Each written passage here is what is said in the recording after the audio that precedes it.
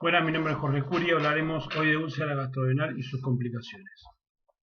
Para definirlo diremos que la úlcera gastrodenal es la pérdida de sustancia de la mucosa gastrodenal que compromete como mínimo la musculares mucosae. Quiere decir que, como vemos aquí en el esquema, la pérdida de sustancia supera la musculares mucosae y esto distingue entre úlcera gástrica, como aquí ven que supera, ¿sí?, con respecto a una erosión gástrica. Cuando no supera, quiere decir compromete solo la mucosa y no la musculares mucosae.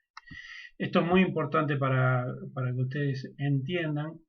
Esta es una anatomía patológica con el compromiso de las capas más profundas y esto es con el compromiso solo epitelial. La epidemiología de esta enfermedad está entre un 5 y un 10% de la población general. La edad está entre los 40 y los 65 años, pero la úlcera duodenal es más frecuente en los más jóvenes que la gástrica, que es más entre los 55 y 65 años. Es más frecuente la úlcera duodenal 4-1 y es más frecuente en hombres 8-1, pero esta incidencia se iguala en la posmenopausia. Tenemos que hablar un poco de la fisiología de la secreción ácida y la fisiología gástrica y gastroduodenal para entender esta enfermedad. La secreción gástrica está básicamente basada en la secreción de ácido clorhídrico, pepsinógeno y moco, regulado por interacciones de mecanismos nerviosos y humorales que pasaremos un poquito a detallar. La secreción ácida tiene tres vías efectoras, tres estímulos para ser secretado el ácido. Una es la neuroendocrina acetilcolina, la otra es la endocrina, la gastrina, y la última es la paracrina, la histamina. ¿Sí? Todos estos activan la bomba de protomones, como vemos acá en este esquema. Tanto la acetilcolina como la gastrina como la histamina son efectores que hacen que la bomba ATPasa dependiente de hidrogeniones se active y produzca la secreción de hidrogeniones hacia la luz gástrica con un pasaje simple del cloro, lo que formaría en la luz gástrica el ácido clorhídrico. Esto tiene como inhibitorios a las prostaglandinas y a la somatostatina, como lo vemos aquí. Esto es muy importante, pero lo más importante de todo es decir que la gastrina es el efector con mayor preponderancia entre estos tres estímulos. La acetilcolina es un 10%, la histamina es un 20 a 30% y la gastrina es casi un 60%. Por lo tanto, entonces la secreción ácida está estimulada por la gastrina, ¿sí?, que está en la circulación general. No activa la adenosiclasa y es antagonizada por la somatostatina. La histamina es por estimulación paracrina, activa la adenosiclasa, ¿sí?, y la acetilcolina es un mediador neuroendocrino, como ya vimos. Segundo secreción del estómago es la actividad péptica con el pepsinógeno, ¿sí?, que tiene una actividad proteolítica que está activado por el medio ácido y se inactiva a pH mayor de 6. La fase de secreción, por lo tanto, en el estómago tiene tres fases. Una fase cefálica, mediada por imágenes o olores con estimulación vagal. Una fase gástrica con contenido proteico de las ingestas, distensión mecánica del estómago y reflejos locales que favorecen la secreción de ácido. Y una fase intestinal mediada por elementos nerviosos humorales, que podemos ver en este esquema. Llegan los alimentos, ¿sí?, y lo primero que hacen es distienden el estómago, y en esta distensión en el estómago se produce gastrina, que va a estimular la secreción de ácido clorhídrico. Por distensión abdominal también se va a secretar más ácido clorhídrico, todo mediado por la gastrina, que también está estimulada por una alcalinización del estómago. A su vez, la degradación de los alimentos, ¿sí?, libera mediadores locales que llevan todos estos a la estimulación de ácido clorhídrico en el estómago, sumado a la estimulación vagal. Entonces podemos resumir: hay un estímulo, una etapa previa a la ingesta, una etapa en la cual llega el alimento al estómago, y una tercera etapa en la cual los alimentos llegan al intestino. Y estas tres etapas, o al duodeno, estas tres etapas colaboran en la secreción de ácido clorhídrico, como ya vimos.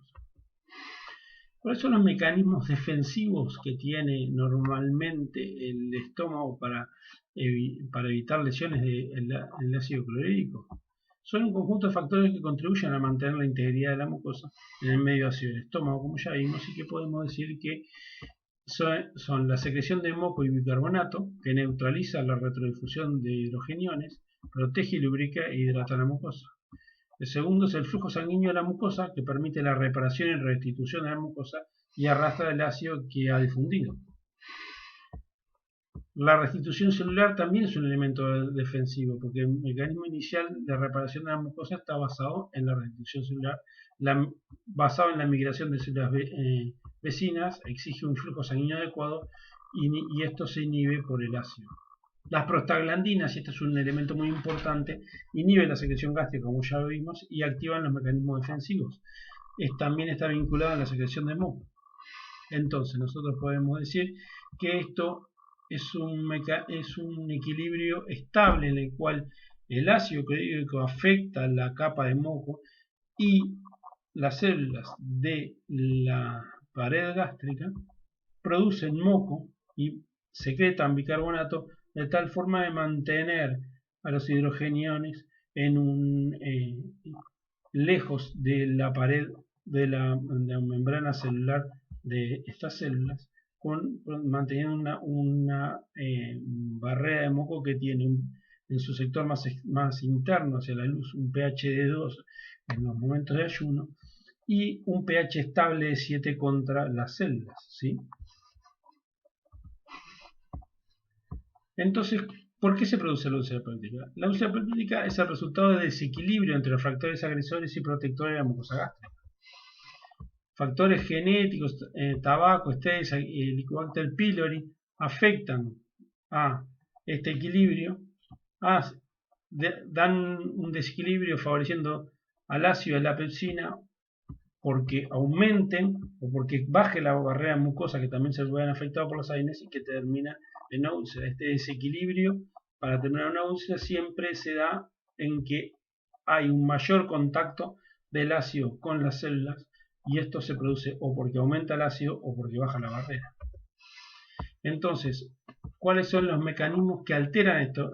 ¿Cuáles son los elementos que alteran estos mecanismos defensivos? En primer lugar, y el más conocido y el más vinculado, es el Helicobacter pylori, que causa artritis que procede a la formación de la úlcera. Produce una lesión epitelial con respuesta inflamatoria local y sistémica. Y aquí hay una cosa muy importante, activa la ureasa. El Helicobacter pylori es una bacteria que vive en el moco, pero requiere un pH de 7,4 para vivir.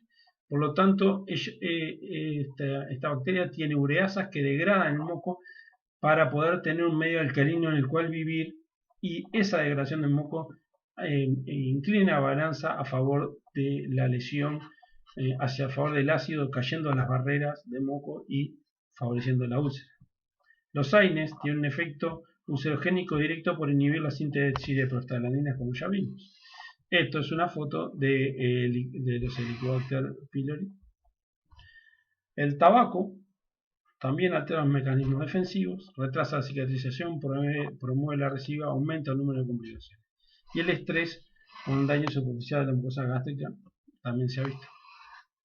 Entonces, el aumento de factores agresivos da un mayor número de células parietales, mayor tono vagal, mayor sensibilidad de células parietales. La fisiopatología entonces es distinta para la úlcera gástrica que para la úlcera duodenal. La úlcera gástrica responde fundamentalmente a la falla en mecanismos defensivos. Esto no es para todas las úlceras, como veremos, pero básicamente se puede definir así, y la úlcera duodenal responde fundamentalmente al aumento de los mecanismos agresores. Entonces, según la topografía, la fisiopatología de la úlcera es distinta. Las gástricas se clasifican según la clasificación de Johnson en tipo úlcera. En tipo 1, la úlcera gástrica de la curvatura menor. La tipo 2, la úlcera gástrica más la duodenal, son dos úlceras. y la tipo 3 la úlcera prepilórica. A esto hay gente que le suma la tipo 4, que sería una úlcera subcardial. La topografía duodenal en la gran mayoría son lesiones del bulbo. Entonces la lesión duodenal, porque se produce por una anomalidades en la secreción de ácido, puede ser, pero siempre tienen hiperacidez, siempre hay hiperacidez. Tienen alteraciones en el mecanismo de control endocrino o distintos factores que llevan a la hiperacidez, pero todas las úlceras duodenales cursan con hiperacidez. Y estos mecanismos endocrinos que pueden fallar pueden ser la gastrina, el tono vagal, la histamina, somatostatina. Somatostatina, se acuerdan que era inhibitorio, o falla la somatostatina inhibiendo, o todos estos tres producen un aumento del flujo y un aumento de la secreción de ácido clorhídrico, por lo tanto una hiperacidez. En cuanto a la úlcera gástrica, dijimos que se podían clasificar de tres tipos. Tipo 1, que es de la pequeña curva, la tipo 2, que son dos úlceras, una duodenal y otra gástrica, o la tipo 3, la prepilórica. Entonces la úlcera gástrica tipo 1, según Johnson, son la gran mayoría, son la curvatura menor en zona de gastritis, cursan característicamente con hipocloridria. Aunque tenga niveles de gastrina elevados. Esto es importante, por lo tanto, esto es una lesión, una úlcera que se produce fundamentalmente por caídas de las defensas, ¿sí? Y no por hiperacidez. En cambio, la tipo 2 asocia dos úlceras y siempre cursa con hipercloridria. La tipo 3, ¿sí? También cursa con hipercloridria y son prepilóricas o pilóricas y se comportan como las duodenales. La clínica. En la clínica es fundamental el dolor. El dolor es básicamente el síntoma más frecuente y que característicamente se puede presentar como un síndrome ulceroso, un dolor que tiene ritmo y periodicidad y que por lo tanto se ve un cambio en el dolor durante el día y durante los meses. El paciente tiene característicamente un hambre dolorosa. El paciente cuando come deja de doler porque alcaliniza el estómago, por lo tanto el ácido clorhídrico baja el pH del estómago, por lo tanto hay menos ácido clorhídrico por alcalinización, porque los alimentos casi siempre son básicos, y el paciente siente cierto alivio. Por lo tanto, cuando tiene hambre, cuando tiene el estómago vacío o los periodos interdigestivos son prolongados, el paciente tiene un pH más bajo y eso le da dolor por hipercloridria. ¿Sí? La intolerancia digestiva alta se puede presentar con náuseas y vómitos. La anorexia y el adelgazamiento deben hacernos pensar en complicaciones, pero pueden presentar y pueden debutar con complicaciones como veremos más adelante. La paraclínica fundamentalmente es la fibrogastroscopía, la endoscopía, que debe incluir una biopsia si es necesario, no solo para la etiología de la úlcera, sino para la búsqueda de Helicobacter pylori y un esófago gastroduodeno. Esta es una imagen típica de una úlcera gastrodenal con bordes netos, con pliegues que no se amputan antes de llegar, sino que llegan todos los pliegues característicamente al borde de la lesión, con fondo, con fibrina, ¿sí? Esta lesión es una típica lesión benigna, aunque si estuviera en el estómago hay que biopsiar. Pero no todas las lesiones son tan claras, ¿sí? Se pueden ver lesiones más periféricas o como en saca bocado, y esta lesión que se ve claramente, ¿sí? Se puede traducir en la imagenología en el esófago gastroduodeno en esta lesión, ¿sí? Una lesión del estómago con una clara imagen de adición que nos está hablando de un nicho. Aquí vemos también un depósito del contraste como por fuera del de la pared del estómago una imagen de adición con depósito de contraste que nos habla de la presencia de una úlcera, en este caso de la pequeña curva. Aquí está el píloro y esta es la típica imagen en llama que se ve en un duodeno normal del esófago gastroduodenal. Otra lesión también de adición, y aquí vemos un nicho ulceroso magnificado. El tratamiento de esta enfermedad cambió radicalmente en los últimos 30 años. Es un tratamiento básicamente médico y excepcionalmente quirúrgico. No he colocado el tratamiento endoscópico porque básicamente el tratamiento quirúrgico y el endoscópico se resuelvan para las complicaciones. El tratamiento médico está basado en higiénico, dietético y medicamentos.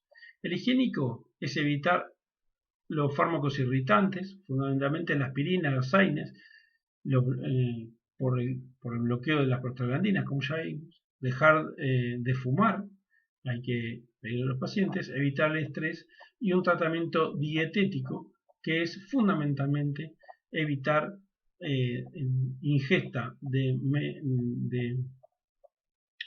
alimentos que irriten al estómago, como por ejemplo las antinas.